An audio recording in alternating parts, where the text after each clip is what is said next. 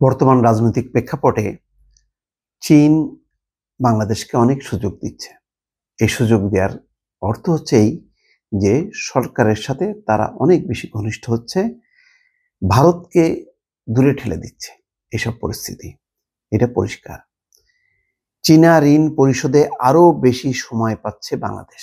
এই সময়টা দরকার। বর্তমানে যেই অর্থনৈতিক সংকট চলছে সেখান থেকে একটু দম ফেলার জন্য একটু ফুরসত দরকার। সেই ফুরসতটা করে দিচ্ছে চীন। চীন সময়সীমাটা বাড়িয়ে দিচ্ছে। দর্শক, এটা শুধু অর্থনৈতিক কৌশল না, এটা একটা রাজনৈতিক কৌশল। 5ই আগস্ট রাজনৈতিক পট পরিবর্তনের পর ভারত যতটা পিছিয়ে গেছে, চীন এবং পাকিস্তান কিন্তু ততটা এগিয়ে এসছে। এবং চীনের হাতে তো অফুরন্ত ক্ষমতা, তার অর্থ আছে, তার শক্তি আছে। অর্থ এবং শক্তি, দুই শক্তিটাই এখন বর্তমান সরকারের জন্য বা বর্তমান বাংলাদেশের জন্য খুব জরুরি।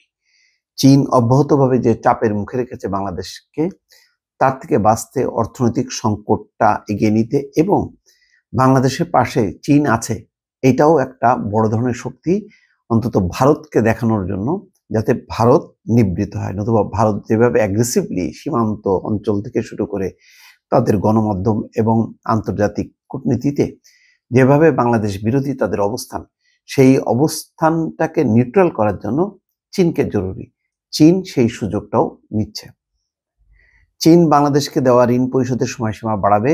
দেশটির পররাষ্ট্রমন্ত্রী ওয়াং ই আজ মঙ্গলবার বেইজিংয়ে পররাষ্ট্র উপদেষ্টা মোহাম্মদ তৌহিদ হোসেনের সঙ্গে বৈঠকে এই কথা জানান। বেইজিং থেকে ঢাকায় পাঠানো পররাষ্ট্র মন্ত্রণালয়ের এক বিজ্ঞপ্তিতে এই তথ্য জানানো হয়। গত 8ই আগস্ট পররাষ্ট্র উপদেষ্টার দায়িত্ব গ্রহণের পর এটি তৌহিদ হোসেনের প্রথম দ্বিপক্ষীয় সফর। দেখেন, এটাও খুব গুরুত্বপূর্ণ। প্রথম দ্বিপক্ষীয় সফরে পররাষ্ট্র উপদেষ্টা কোথায় যাচ্ছেন এবং গেলেন চীনে। এটাও কিন্তু সিগনিফিকেন্ট। অর্থাৎ কে আমার বন্ধু, সেই বন্ধুর ওখানে আমি যাব। যেমন 24-এ যেই দ্বাদশ জাতীয় সংসদ নির্বাচনের পর সরকারের প্রথম সফর কোথায় ছিল? প্রথম সফর ছিল ভারত। তারপরে কোথায়? চীন। তার মানে ভারত 1 নম্বর, চীন 2 নম্বর। বর্তমানে বাংলাদেশের কাছে চীন 1 নম্বর, ভারত 2 নম্বরে নেই। ভারত এখন বহুদূর, অনেক পেছনে চলে গেছে। গত 8ই আগস্ট পররাষ্ট্র উপদেষ্টার দায়িত্ব গ্রহণের পর এটি তৌহিদ হোসেনের প্রথম দ্বিপক্ষীয় সফর। উপদেষ্টা বাংলাদেশকে দেওয়া চীনের সব ধরনের ঋণের সুদ 2-3% থেকে 1% কমানো, 2-3% থেকে 1% কমানো, ঋণের অঙ্গীকার ফি পুরোপুরি বাদ দেওয়া এবং ঋণ পরিশোধের সময়সীমা 20 বছর থেকে বাড়িয়ে 30 বছর করার অনুরোধ জানান। ওয়াং ই বাংলাদেশের ঋণ পরিশোধের ধারাবাহিকতার প্রশংসা করেন। তিনি ঋণ পরিশোধের সময়সীমা বাড়ানোর বিষয়ে চীনের নীতিগত সিদ্ধান্তের কথা উপদেষ্টাকে জানান। সুদ কমানোর বিষয়টিও বিবেচনা করা হবে এমন আশ্বাসও দেন ওয়াং ই। এর আগে গত বছর সেপ্টেম্বরে অর্থ মন্ত্রণালয়ের অর্থনৈতিক সম্পর্ক বিভাগের ইআরডি গণমাধ্যমকে জানায়, চলমান চীনা ঋণের সুদের হার 1% নামিয়ে আনতে এবং ঋণ পরিশোধের সময়সীমা বাড়িয়ে 30 বছর করতে চীনকে অনুরোধ জানিয়েছে বাংলাদেশ সরকার। বেজিংকে এই সংক্রান্ত একটি চিঠিও দেওয়া হয়েছে। বর্তমানে চীনা ঋণের সুদের হার 2-3% এবং পরিশোধের সময়সীমা 20 বছর। স্বল্পোন্নত দেশ থেকে বাংলাদেশের উত্তরণ ঘটার পর আরো 3 বছর চীনে বাংলাদেশের পণ্যের শুল্ক এবং কোটামুক্ত প্রবেশের সুযোগ থাকবে, এমন নিশ্চয়তা দেন দেশটির মন্ত্রী।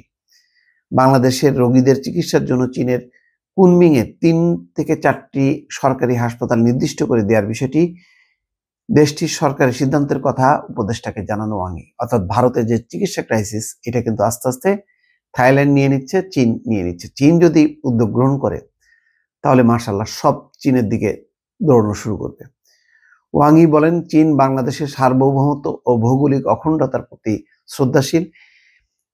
এখানকার স্থিতিশীলতা, সংস্কার, গণতন্ত্রের উত্তরণ এবং উন্নয়ন উদ্যোগকে তার দেশ সমর্থন করে। এটাও কিন্তু অখণ্ডতার প্রতি শ্রদ্ধাশীল। তার মানে এটাও এক ধরনের বাংলাদেশের ভৌগোলিক অখণ্ডতা থাকুক এবং কোনো রকম হুমকির মধ্যে না পড়ুক, চীন পাশে থাকার অঙ্গীকার দিচ্ছে।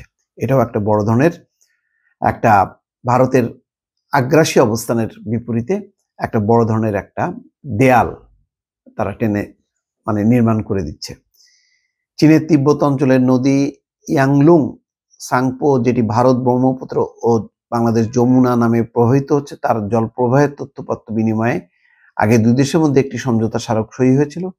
এই স্মারকটি বাস্তবায়নের একটি পরিকল্পনা আজ বৈঠকে উভয় পক্ষ সই করে।